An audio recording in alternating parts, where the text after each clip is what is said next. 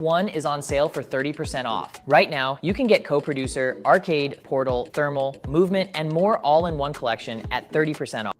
They're fabricating it anyway. I don't believe these streams anyway because the shit doesn't add up. Y'all be streaming out of this world and can't do a show that makes it make sense. Like, in an effort to appear more popular than they actually are, it is not uncommon for artists and their labels to try various sketchy loopholes, such as probably the most popular, paying for fake streams and views. It's one of those things that like everyone in the industry knows is going on, which is faking the streams. It's a real thing. By inflating their numbers through the use of fake bots, a technique that French Montana, for example, has been called out for multiple times. Although his stats may look better on screen, these rappers who fake their streams, though, are only hurting themselves more in the long run. So, at this point in our process and in step 1, denial has fully taken over. Not to mention that rappers have some of the biggest egos on the planet. This realization that they slipped is often extremely tough. However, once they are done blaming everyone else, and once their illusion finally starts to fade, it's then when they are forced to deal with what follows. Faced with the haunting new reality that their checks aren't nearly as big as they used to be, step 2 is when artists start to get desperate.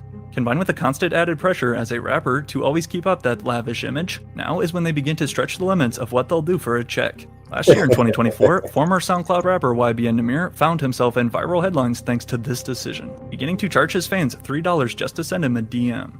Arguing that people pay $10 for an OF subscription, but trip on him getting 3 for a DM. For an artist though, like YBN Nahmir, who is now 8 years removed from his multi-platinum hit, Rubbing Off the Paint.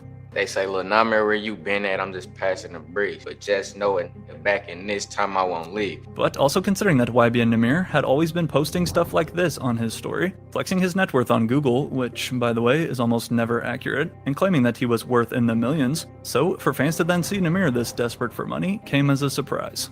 However, along with going on to get trolled by fans in his DMs, such as this one, unfortunately, in the case of YBN Nahmir, his desperation just kept dropping to new lows. Scam by YBN Nahmir. Nahmir, his desperation just fans in his this desperate for money came as a surprise. However, along with going on to get trolled by fans in his DMs, such as this one, unfortunately, in the case of YBN Nahmir, his desperation just kept dropping to new lows. Scam by YBN Nahmir for $2,000. He basically agreed like he was gonna pay me my money back. I was gonna be the first one to get my money back once he gets paid or once he gets money in. He was waiting for that, never got no response, so pretty much that's the dud, like charge it to the game. Now resorting to both scamming what little fans and supporters that he has left, as well as asking Adin Ross if he can fight in his boxing event, but then, after telling Adin that he— That's crazy, Chad. He scammed his own fans. Who does that? Yo! He needs more money to do it. He's on an Adin Ross stream too. This would only backfire right in Nahmir's face. Don't mention me if it's some bullshit. I don't give a f about no free promo. I got it. Nahmir, you're not worth $100,000. You fell off. You suck at music. You failed your music career. Oh my goodness. When you got Adin Ross saying this to your face, that is sick, chat. OMG. You know what I'm saying? I got no disrespect to show but that, and your career sucks. You wanted 100 bands? You want 100 bands to fight. If getting clowned on by Adin Ross wasn't bad enough though, meanwhile, on the music side of things, YBN Nahmir was doing just as terrible. He couldn't even book a boxing match? Besides cursing us with one of the worst songs ever humanly recorded, titled Soul Train, if you've never had the misfortune of hearing it. Would it make you happy? It don't feel. Bro, what? Yo. No, hold up. I gotta stay focused. Yo, no. Oh, no, man, yo. I can't. Oh, hell no. Bro, That sound like some AI music, yo. Chat, that is crazy. I'm scared to put my headphones back on. Bro, I hear the trash without hearing the trash. That's crazy. That's crazy. That's crazy, chat. So what if his first single wasn't even him? YBN Nahmir's album would— Hear the trash without hearing the trash. But YBN Nahmir's album would also get certified double paper plate, somehow managing to sell even less than Smokepurpp. Yet, speaking of our boy Perp though, Smokepurpp is another rapper who has no doubt made it to step 2. 2 years ago, out of curiosity, I had the idea to send Smokepurpp a DM asking how much he currently charges for a feature verse. However, after forgetting to respond after he told me it's not a set price and that he can work with my budget, I would then not only get 1 message or 2 messages, but a total of 3 messages back from Smokepurpp, basically begging me to buy a feature off him. In the end, he never did tell me a set price, but featuring on much smaller songs like Smokepurpp with much smaller artists is another common strategy that takes place during the desperation stage. Likely another sign that these rappers need some fast money. We start to see them pump out lazy features every few weeks for a quick paycheck.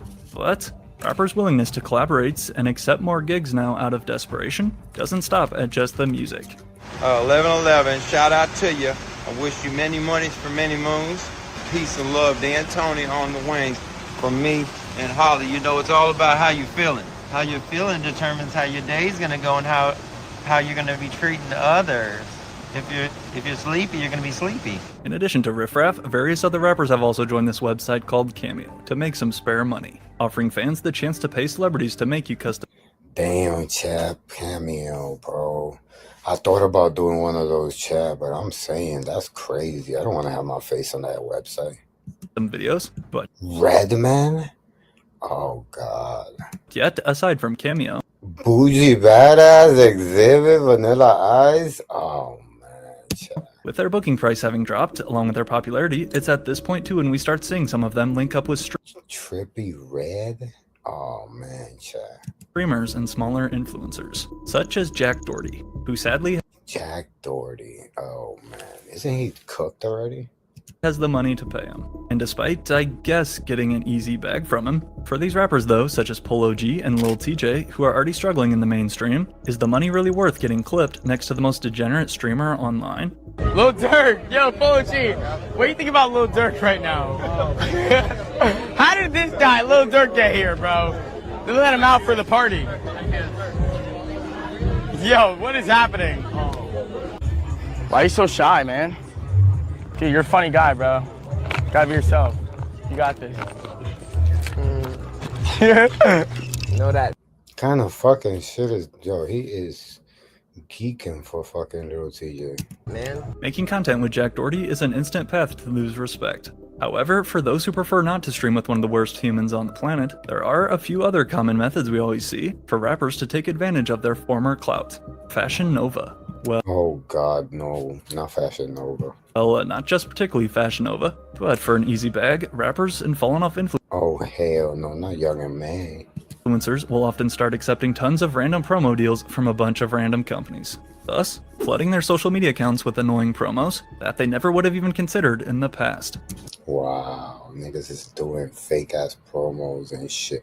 Well, they real promos, chat, but I'm just saying, that's crazy when you're watching your favorite influencer talk about like go download Triumph, the fucking betting app, and you're gonna make $50 with my code. That's crazy. That's for something like streamers and shit that's coming up and shit, but not somebody that was already at the top. Yo, what's up, y'all? I'm still running Exactly my point here. promos. I'm doing page posts, story posts, doing promos. Wow, that's crazy when you the top. When you come from the top doing that, like that's what you do on your way up, not on your way back down. For the low, so y'all make sure y'all hit me He said for the low, chat. up in the DM to get a promo for a great Yo, chat, go ahead, go get one with the Island Boys. You guys, it's cheap. Get one and shout me out and tag me, and I'm gonna repost it. deal.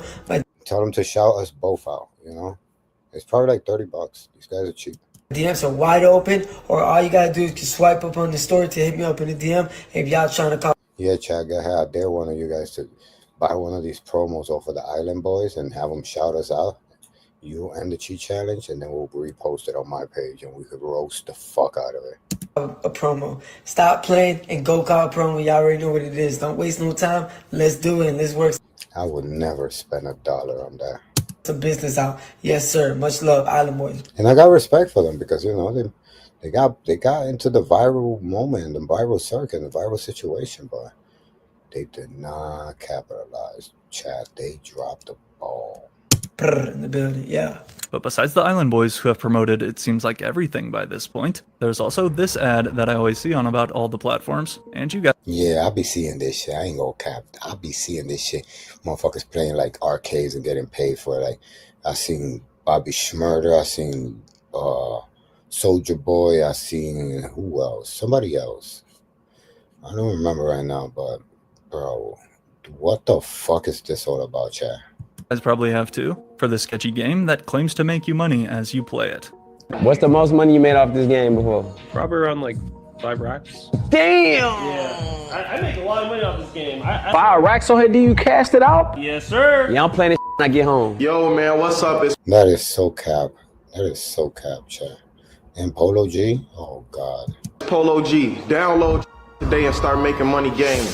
Polo G literally looks like he's being held at gunpoint to... Yeah, he does not look like he's having fun. And you can see that other dude is like literally like cringing and like leaning away because Polo G then told this guy like, bro, you're like, what the fuck? Why you like standing right above me? And that little screen on the left-hand side is supposedly implying the amount that Polo G has incurred playing this game, which I highly doubt is accurate. Play this lame game.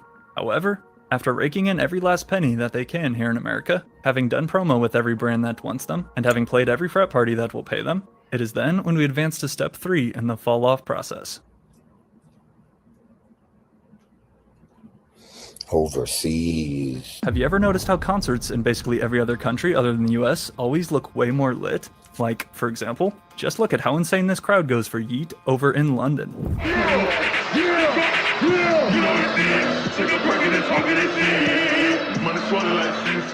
But it low-key makes a lot of sense. Considering the fact that American artists obviously perform the majority of their shows here in the US, this means that overseas fans rarely get the chance to see them. So if an artist does finally pop up in their city, it's like a once-in-a-lifetime event. And with that being said, it also makes sense then why after a rapper like Smokepurpp gets embarrassed for not selling any tickets in America, their next move is to tap into their overseas audience. In many cases, it may even be an artist's first and last time playing shows in that country. Thus, these international concerts are typically able to sell way more tickets and have way better crowds. I shot the video in London last year. Yeah. So I'ma do it like this. I'ma paint on the face like I'm doing a what? On one hand, it's honestly great that overseas fans get to see these artists they may have always wanted to. But at the same time though, you just have to watch out for when fallen off acts such as Icy Narco then start posting and bragging about how packed his shows are. But as we can see here by the location, this was a show in France, when in reality, Icy Narco would be lucky to sell 1/4 of these tickets today in America.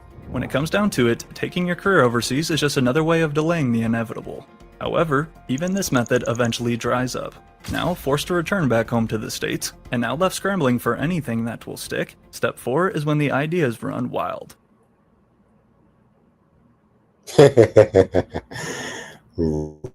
Rebrand. Creators, take these 3 apps I built. Oh God, rebrand. I need a joint. That is sick, man.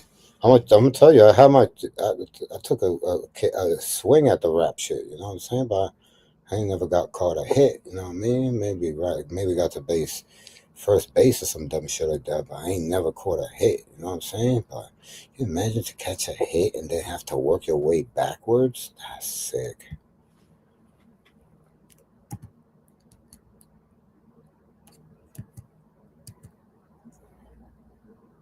By the time rappers have hit step number 4, their overseas bag is gone. But while their desperation may have faded, the panic is as clear as ever. Thus, it's at this point when rappers and their teams start to really think out of the box and experiment with new ways to connect with fans. For some guys, this can mean more traditional and safe routes, like appearing on TV shows such as Love and Hip Hop, which is a guarantee sign that you fell off. My song played. I take everybody outside right now and play a whole nother song for y'all. You don't need to be acting like this. Yeah, I might be a little off the chain, but when you're talking about my career, I take things serious. I'm introducing everybody to the new turned up Ray J. What it do? Or a rebrand could also look like something totally different, such as now trying to be more of an influencer, like when Lil Skies tried to go full YouTuber mode. When we going to Baltimore and shoot some content, I guess that's what he said, shoot some content for y'all. So we ride through the cornfields right now. I'm trying to do these vlogs for y'all as much as I can. This day in the life type stuff, regular stuff that I guess I want to say normal people do, but yeah, whatever, just normal life stuff, honestly. Nothing special, just showing y'all my life. If you're wondering why that clip was so blurry, I promise you it wasn't my fault. deciding to upload this Skizzy Adventures vlog to his nearly 3 million subscribed channel. The only problem though, he literally posted it in 240p. 240p is insane work. The top comment jokes. Hopefully Skies would learn from this and upgrade to 4K for his next vlog. Yet, while in my opinion, it was still cool to see more of a genuine side of his life, or I guess kinda see, we also can't forget the rapper to streamer pipeline that is extremely strong today. Over the past few years, as streaming has totally exploded in the mainstream, we are continuing to see more and more rappers launch their own Twitch channels. Now, about 5 years ago, that sentence would have sounded crazy. But, as you will also probably notice as well, it is not any of the big superstars that are going live on their own trying to monetize, but rather instead, it's all rappers who are looking to reignite their careers in any way possible. Y'all niggas, bro, y'all better turn y'all speakers down, bro. I don't give no f, bro. I don't care if the music loud, nigga. I'm not your daddy, nigga. Turn your speakers down. Y'all stop complaining like some hoes. What's wrong with y'all?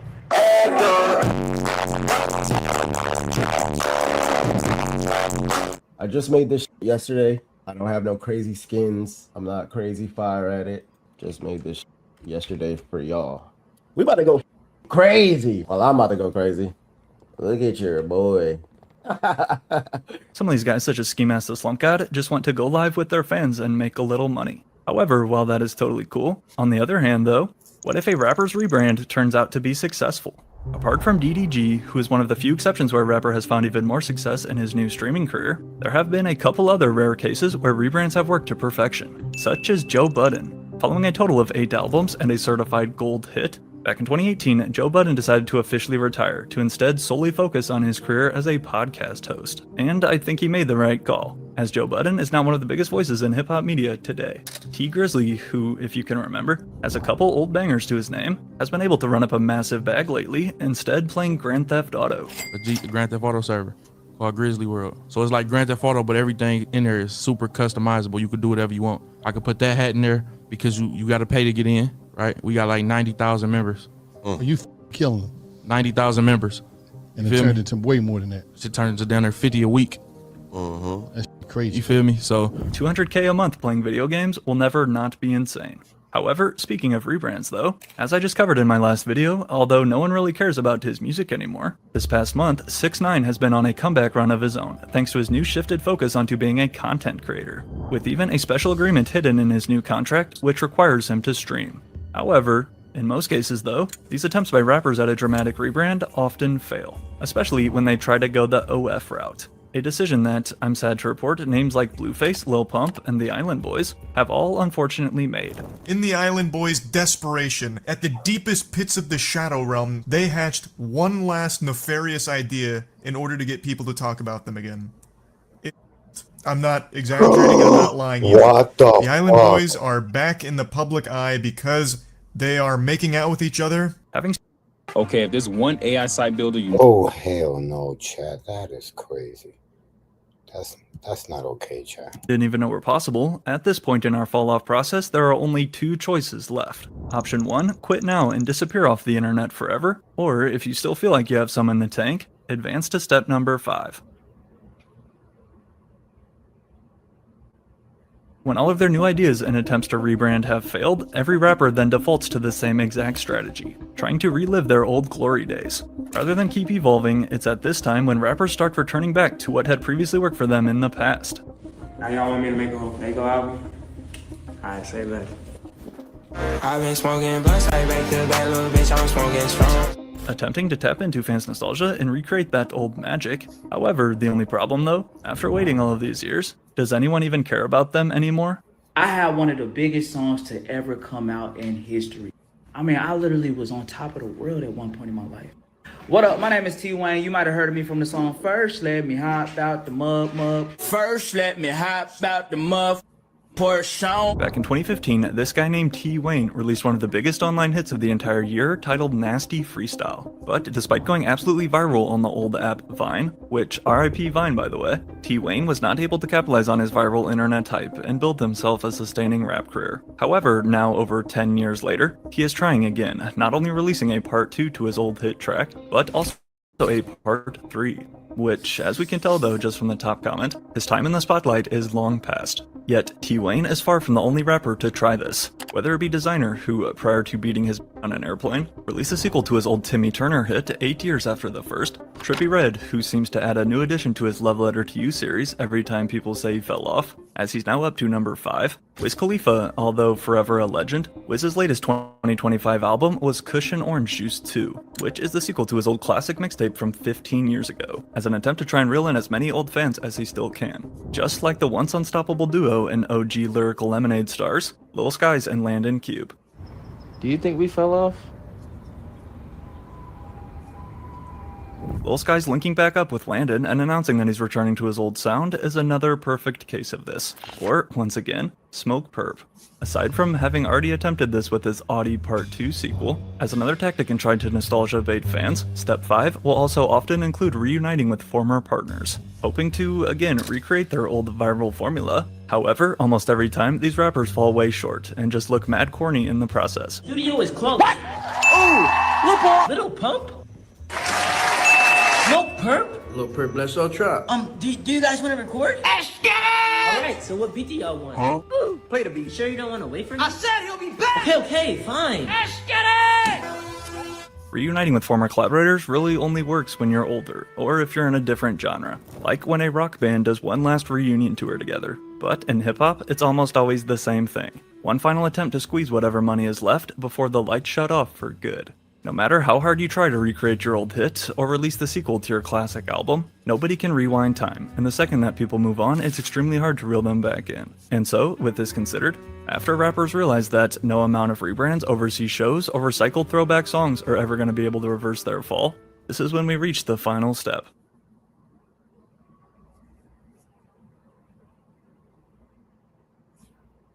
At the final level of our process in Step 6, the fight is officially over. By now, all their numbers have dropped, the hype has faded, and that perfect career that they've dreamed of is now out of reach. Yet, instead of running from it, like we saw most try at first, Step 6 is when rappers finally stop fighting reality, and begin to acknowledge the fact that they had a good run, but also that life goes on and times change. However, while that may sound great and all, again, unfortunately our bills don't stop. And for a lot of these so-called one-hit wonders, who are also not the best at managing their money, once their streaming money eventually dries up, this then leaves us with the question, what do former rappers do to pay their rent? Often with criminal backgrounds and covered in face tattoos, it can be difficult for rappers to land regular jobs after their music career fizzles out. And combined with most of their egos, simply not able to let fans see them out working a 9-to-5 day job. For this reason, driving for Uber Eats and DoorDash is actually a very common route that many take to hide their face. Although, despite their best efforts, they aren't always able to stay hidden. Damn. That's my 2K, nigga. Hey, bro. You 2K baby, ain't it? Yeah, man. You be rapping that shit, huh? Yeah. But y'all had DoorDash and shit, bro. This nigga DoorDash. Nigga DoorDash, bro. Damn, y'all had them fell off and shit, man. Bro, man, you niggas hear me? Hey, what song you used to sing, though? You know my song, bro. Why you doing that? Hey, what song he used to sing, bro? Shit, Old Streets, ain't it? Old Streets? Damn, bro, we can't get no picture, bro. Yeah, get a picture, man. Just legato cinematic strings. Ooh, hold on. Yeah. Woo! Yeah. 2 weeks ago, rapper 2K Baby was spotted while out delivering food for DoorDash. And while again, I want to make it clear that there's nothing wrong with working a normal job like this, as the fairly popular rapper he was though just a few years ago, this clip instantly blew up, as fans were clearly surprised. Alright, let's go ahead. I'm gonna go ahead and address this shit. I know a lot of y'all probably seen the video going around, you know, them two niggas walking up on the nigga. Yeah, that was me DoorDashing, gang. Shit, I'm gonna keep it a bean like 100. Like, nigga gonna do what he gotta do. You feel me? Motherfuckers ain't really streaming the music right now how I would like them to be. I mean, I'm a grown-ass man. I'm gonna go get it by any means. You know, I do a lot of other shit outside DoorDashing too. Like, I hustle, you know, I go get it. I ain't got no shame. I ain't got no pride problem. I don't think I'm too good for this or none of that. You hear me? Now, it is important to note too that not every rapper that falls off is able to reach this final stage 6 of peace, as for some like Lil Pump, he seems to forever be stuck in a never-ending cycle of the previous steps. And while again, some bigger names do have the luxury of living off of their past hits for the rest of their lives, especially if they invested their money smart, but others meanwhile have been able to discover completely new passions as they grow older. I kind of said to myself, I want to do something I'm passionate about. I wanted to allow users, no matter where they were, to to use their cell phone as a studio to record music. Nearly 20 years now after his smash Billboard #1 hit, This Is Why I'm Hot, following just his second album, rapper Mims chose to put the mic down and instead transition into the technology field, going on to launch his new app called Recordgram, with the goal to help artists and producers connect with no unnecessary middlemen. Ice Ice Baby rapper Vanilla Ice has been buying and flipping lakefront properties in South Florida for the last 15 years, and even had his own HGTV show, which ran for a successful 9 straight seasons. Wow! That's what I'm talking about. See, there is a method to his madness. The Vanilla Ice Project on HGTV. Along with opening up his own restaurant in Houston and winning the Good Morning America title for Ultimate Burger Spot, rapper Bun B, now at age 52, has also been teaching a hip-hop and religion course at Rice University since 2011. They have an opportunity to see exactly what we're doing at Rice University. It's a beautiful opportunity that I've been able to have on the campus. Whether it be teaching classes and flipping burgers, building technology apps from the ground up, or even streaming Roblox on Twitch, the truth is, the rap game does not come with a planned-out retirement package. The music industry is honestly a cutthroat business, and record labels will spit you out the second you stop making them money. So, once that spotlight inevitably burns out, every rapper is forced to face the same question. Who are they behind the fame?